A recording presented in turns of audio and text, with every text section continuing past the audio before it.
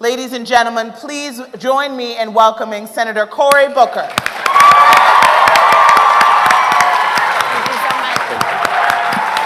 Hey.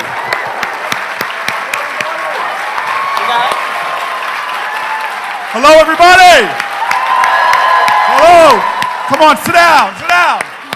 They got me on a tight clock here.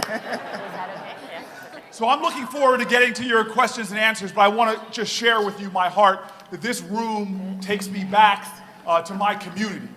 Not everybody here is from Newark, New Jersey, but I will tell you this. That's my community, and this idea that we have, this intersectionality, that we are all in this together, is more real today in America than ever. Now, I want to share with you the words of one of my greatest mentors. Back in the 1990s, I didn't just move to Newark, but I decided to move to one of the tougher neighborhoods in our city. It was the south end of Martin Luther King Boulevard. The median income in that neighborhood, the last census, was about $14,000 per household. It's where I still live today. I am proud to be one of the only, in fact, the only senator that lives in a low-income, working class, inner city community. I get up every day and my neighbors remind me every single day, check me, challenge me to continue to focus on the unfinished business of America. Now, when I first moved into that neighborhood, there's an old saying that when you come to the end of all the light you know, when you step into the unknown, that faith is known. One of two things will happen. Either you'll find solid ground underneath you when you step, or the universe will send you people who will teach you how to fly. And one of my greatest mentors, I always say I got my BA from Stanford, but my PhD from the streets of Newark. One of my greatest mentors is a guy named Frank Hutchins. Frank Hutchins led the longest rent strike in Newark history. Back in the 1970s, beat the housing authority and got the residents back rent. And at that point, he worked with me. I was a young lawyer taking on slumlords in Newark. Now, Frank taught me about spirit. I still remember these long tenant meetings. We sat through hundreds of them. Sometimes I would get antsy and complain to him afterwards about a 4-hour tenant meeting. And he would remind me, he said, Cory, you need to see every person. They deserve to be heard.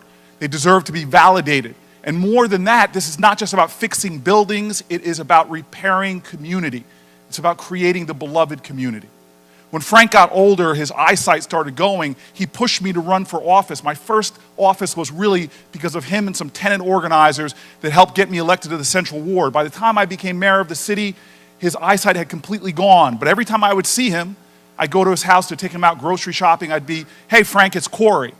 And even though he was blind, he'd be like, I see you. And I'm like, Frank. We would take him around, and he'd be like, take me to the movies. I was like, Frank, you can't see. He'd be like, I just want to sit there, Cory. I want to feel the movie.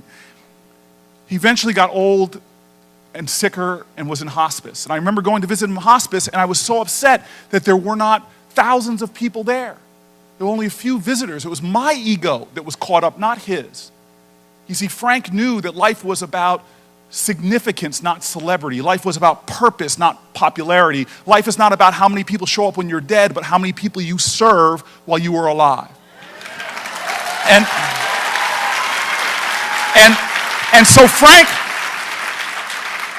kept getting sicker and sicker, and I would take time away from the mayor's office just to sit with him. On the last day going in, when the incredible healthcare professionals, some of those workers who don't get the dignity and the due that they get, they stopped me and said, this might be it. And I knew this would be the last time I would see him, so I walk in and I announce myself. I say, Frank, it's Cory. And now he can barely speak, but he forces out the words, I see you. I sat with him. I kissed his forehead. I held him. I told him what was going on in the city. I told him how much I loved him, and that was the last thing I said to him. I said, Frank, I love you. And then he forces out the only other thing he said to me. I see him struggling to do it, but he seemed to be determined to let me know. He said, I love you. Now that would be the last time I saw Frank Hutchins alive.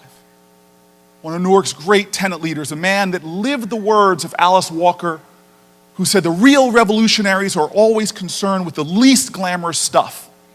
The raising a child's reading level, the filling out food stamp forms because folk got to eat, revolution or not. The real revolutionary is always close enough to the people to be there for them when they're needed. And I will tell you,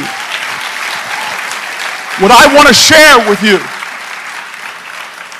is Frank's last words. I see you, I love you. I see you, I love you. We're at a point in American history where we have stopped seeing each other. We don't see the immigrants down at the border having their very virtues that we hold common and dear violated with a vicious racism. We don't see the children in prison today. Right now, while we sit here, there are children in prison who have not even been convicted of anything yet, but just because they come from families who can't afford to get them out. We don't see the people who are struggling with lifetime sentences because they have felony convictions for doing things that 2 of the last 3 presidents did. And now they can't vote. Now they can't get food stamps. Now they can't get public housing. Now they can't get a job. We don't see each other. Occasionally we see the awful tragedy of mass shootings, but do you see the people shot in my community? Shahad Smith shot on my block just months ago. We're not seeing each other. Do you see the millions of American seniors who live in poverty because their meager Social Security checks don't go far enough? Can we see each other? Not just the people who will stand here on this stage, but the people who work in this hotel, cleaning bathrooms, cleaning toilets, cleaning floors. Do we see each other, America? Do we see that the very idea of America is being eroded in this country? If you were going to be born poor on the planet Earth generations ago, this would be the nation to be born in. But now other countries are surpassing us and lifting people out of poverty while our poverty rates are stuck. One of the only industrialized nations that has 20% of their children living in poverty. And you got friends and folk who live in my neighborhood who work full-time jobs, catch extra shifts where possible, but still don't make enough money to make ends meet. Do we see each other? We have a common pain in this country, but we seem to have lost our sense of common purpose. Folk are trying to divide us and cut us up, pit us against each other. Poor white folks against poor black folks, poor brown folks against poor black folks. We need to understand this is one nation, indivisible with one destiny. And that brings me to the last thing that Frank said. He said, I love you. I'm telling you right now, if this country hasn't broken your heart, you don't love her enough. If you're not deeply disturbed by what's coming, you've got to check your own love. Some people call it patriotism. That's a fine word, but understand patriotism is love of country, and you cannot love your country unless you love your fellow countrymen and women. And what is love? Love is sacrifice. Love is struggle. Love is storming beaches in Normandy for your country. Love is going on freedom rides knowing you're going to get beaten and bombed. Love is marching for voting rights, knowing that you're going to get hit and beat down by Alabama state troopers. Now is the time that we call for some love, knowing that we have one destiny. Love, knowing that you can't separate my pain from your pain. Love is knowing what James Baldwin wrote to Angela Walker when she was in prison. If they come for you in the morning, then they're going to come for me at night. Let me tell you right now, love is struggle. Love is struggle. And we know what a great leader, Frederick Douglass, says, if there is no struggle, there is no progress. And so let me tell you to all the faithful here, I'm a big believer, before you tell me about your religion, first show it to me in how you treat other people.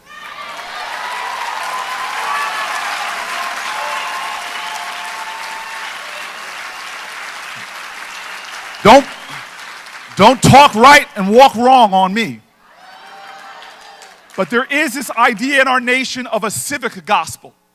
We swear oaths to this flag and say we'll be a nation of liberty and justice for all, and then we turn our back on our neighbor who is struggling, on our fellow American that's hurting. If you love this country, that means you work every day to make those values real and right. And so I end with this. We cannot just swear our oath with our hands over our heart. This is time to use our hands outstretched, getting to work. And there's a man that called us to swear an oath, and I'm going to end with his words. A man who wrote in the year my daddy was born, a poor man in the mountains of North Carolina, too poor to be poor. He was just Poe. Couldn't afford the other 2 letters. Well, in that year, the great poet Langston Hughes challenged Americans to live up to their oath. And he said, "Oh, let America be America again, the land that never has been yet, but yet must be, the land where everyone is free, the poor man, the Indian, the Negro, me." And who made America? Whose sweat and blood, whose faith and pain, whose hand at the foundry, whose plow in the rain, must make our mighty dream live again. Oh, yes, I say it plain. America never was America to me, and yet I swear this oath, America will be. Let us swear that oath now, that we will be lovers of this country, that we will struggle for this country, that we won't let folk divide this country, that we will be one nation under God, that we will be indivisible, and that we will make America a place with liberty and justice for all. I love you. I see you. I love you. I see you.